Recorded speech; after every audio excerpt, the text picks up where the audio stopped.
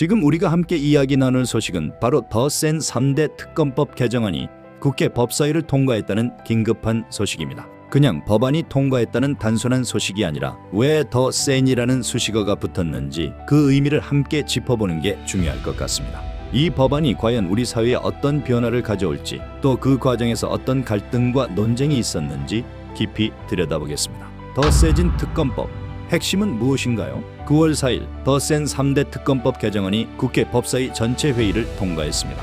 이 법안은 민주당이 주도했고 지난 8월에 발의된 지 얼마 되지 않아 빠르게 진행되었습니다. 민주당은 이르면 이달 안에 본회의에 상정해 최종적으로 통과시키겠다는 강한 의지를 보이고 있죠. 무엇이 더 세졌나요? 내용을 분석해 봅시다. 개정안의 핵심은 말 그대로 특검 수사에 힘을 더 실어주겠다는 겁니다. 수사기간, 수사 범위, 그리고 수사 인력까지 대폭 늘리고 관련 재판을 국민에게 중개하는 내용까지 담고 있습니다. 수사기간의 대폭 연장. 기존에는 특검이 수사기간을 한 차례 31만 연장할 수 있었는데 이제는 30일씩 두 차례 총 60일까지 연장할 수 있게 됩니다. 내란 김건희 특검은 최장 150일에서 180일로, 순직 해병 특검은 120일에서 150일까지 늘어나는 거죠. 이 기간 연장의 의미는 명확합니다. 장경태 의원이 말했듯이 국외 도피 등 시간 끌기로 범죄 혐의를 피할 수 없게 하겠다는 강력한 의지가 담겨 있습니다. 그동안 수사가 시간 부족으로 제대로 진행되지 못했다는 국민들의 답답한 마음을 반영한 것이라고 볼 수 있겠죠.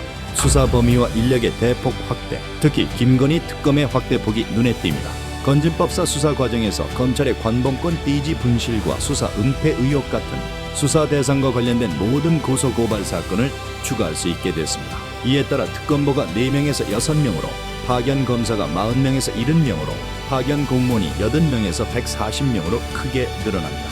내란과 순직 해병 특검 역시 인력이 보강되는데 이는 그만큼 사건이 복잡하고 광범위하다는 판단 때문일 겁니다.